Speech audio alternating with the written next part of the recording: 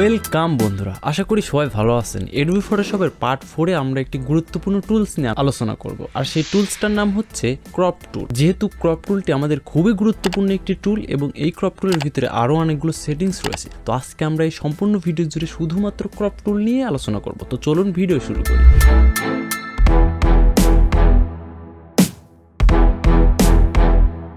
আমি এখানে Photoshop open করে রাখছি এবং এখানে রয়েছে একটি ইমেজ এবং আমি রয়েছি ক্রপ টুলের উপরে। ক্রপ টুল ক্লিক করলে আপনার উপরে অনেকগুলো অপশন থাকে। এর মধ্যে দেখুন ক্রপের উপরে যদি ক্লিক দেন তাহলে ক্রপ 5 ইঞ্চি ইনটু এগুলো হচ্ছে ক্রপ টুলের প্রিসেট। আপনি ইচ্ছা করলে এখানে বিভিন্ন ধরনের প্রিসেট অ্যাডও করতে পারেন। এরপরে রয়েছে রেশিও। দেখুন আমরা যদি কোনো ক্রপ টুলটি ব্যবহার করি এবং এটা এভাবে ক্রপ করি এবং যে কোনোভাবে এটা ক্রপ করতে পারবো, কিন্তু আমাদের এই বক্সের যেটা রয়েছে রেশিও, এটা যদি আমরা অরিজিনাল করে দিই তাহলে আমরা যত এখান থেকে জুম ইন বা জুম আউট করব অথবা আমরা এখান থেকে যেটাই ক্রপ করতে যাই এটা কিন্তু অরিজিনাল রেশিওতে থাকবে।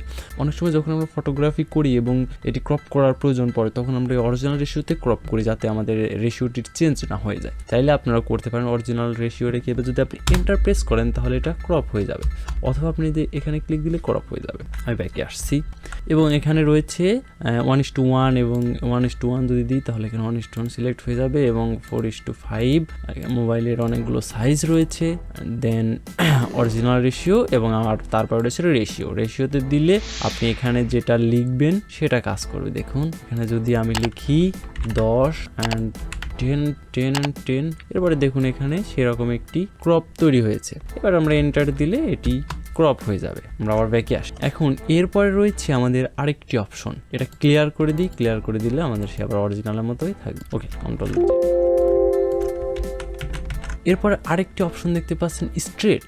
এটা যখন আপনি কোনো ফটোগ্রাফি করেন এবং সেটা যদি একটু বাঁকা হয়ে থাকে তাহলে আপনি স্ট্রেট করতে পারবেন এটার মাধ্যমে। স্ট্রেটে যদি আপনি ক্লিক দেন, ক্লিক দেওয়ার পরে দেখুন আমাদের মনে হচ্ছে লাইনটা একটু বাঁকা হয়েছে। এটা সোজা করার জন্য এখানে ক্লিক করে ধরে রেখে এখানে এনে ছেড়ে দিতে হবে এবং দেখুন এটা হালকা একটু বাঁকা ছিল এবং সেটা সোজা হয়েছে এবং এখানে ক্রপের অপশন চলে আসছে। আমাদেরকে বলছে এরকম রোটেট হয়েছে এবং রোটেট হলে পরে এতটুকু ক্রপ করার প্রয়োজন। আপনি কি ক্রপটা করতে চাচ্ছেন? হ্যাঁ, যদি আমি চাই তাহলে এখানে ক্লিক করে ক্রপ করে দিতে। এবং তারপরে যে মেন একটি অপশন দেখতে পাচ্ছেন এখানে রেশিও। বিভিন্ন ধরনের রেশিও আছে ক্রপের। গোল্ডেন রেশিও, যারা ফটোগ্রাফি পড়েছেন, থিওরি ক্লাস যারা করেছেন তারা জানেন যে গোল্ডেন রেশিও কি। দেখুন এটা হচ্ছে গোল্ডেন রেশিও অ্যান্ড এখানে বিভিন্ন ধরনের রেশিও আছে। আপনি চাইলে এটা যে কোনো একটি রেশিও এখান থেকে সিলেক্ট করে নিতে পারেন। আমি নর্মালি রুল অফ থার্ড এটাই বেটার মনে করি। ওকে, অ্যান্ড এরপরে দেখুন এখানে রয়েছে ডিলেট ক্রপেড পিকচার। আমরা যখন কোনো ফটো সিলেক্ট করি এবং এন্টার দিই, এন্টার দেওয়ার পরে যদি আমরা সেটা আবার ক্রপ করতে চাই এবং যদি আমরা আবার সেই আগের অংশে ফিরে দিতে চাই তাহলে পারবো না, এটা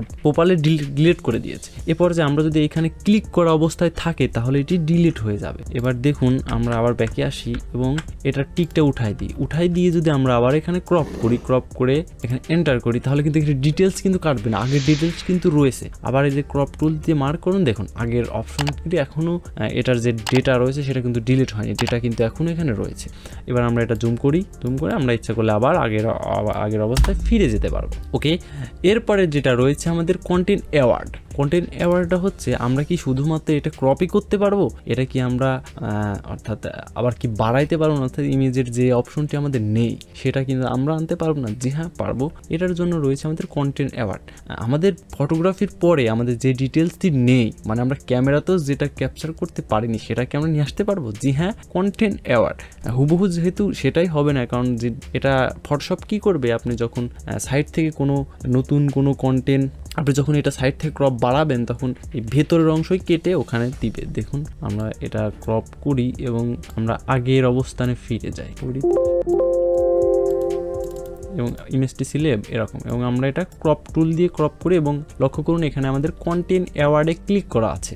এই পর্যায়ে যেহেতু আমাদের সাইডে কোনো ডিটেলস নেই, তারপরেও আমরা সাইডে আরেকটু জায়গা নিলাম। নেওয়ার পরে যদি আমরা এখানে এন্টার প্রেস করি তাহলে দেখুন এখানে ডিটেলস চলে আসছে। জি হ্যাঁ, আমরা চাইলে উপরের দিকেও নিতে পারি, উপরের দিকে নিয়ে এন্টার চাপ দিই। দেখুন এখানে ডিটেলস চলে আসছে। আমাদের মেন ফটোতে কিন্তু এত জায়গা ছিল না, আমাদের কন্টেন্ট অ্যাওয়ার্ডে ক্লিক করার থাকার কারণে এরকম ছিল। যদি আপনার ফটোতে ডিটেলস বেশি থাকে, অর্থাৎ যে এখানে গাছগাছালি অথবা যে কোনো অন্যান্য কোনো কিছু থাকে অথবা ছাপ অবজেক্ট হিসাবে অন্য কিছু থাকে তাহলে কিন্তু এইভাবে কাজ করবে না। দেখুন এদিকে নিচের দিকে যদি আপনি বাড়াইতে চান এখানে ক্লিক দিলে দেখুন এটা বেড়ে গেছে। তো সেমভাবে আমরা এখানে কি শিখলাম, ক্রপ টুলে রয়েছে রেশিও কন্ট্রোল করে আমরা এখানে ক্রপ করতে পারি। এরপরে রয়েছে আমাদের ডিলেট ক্রপিং পিক্সেল, এটা ক্লিক করা অবস্থায় যদি আমরা এখান থেকে কোনো কিছু ক্রপ করি তাহলে আমাদের ডেটা যেটা থাকবে সেটা ডিলিট হয়ে যাবে।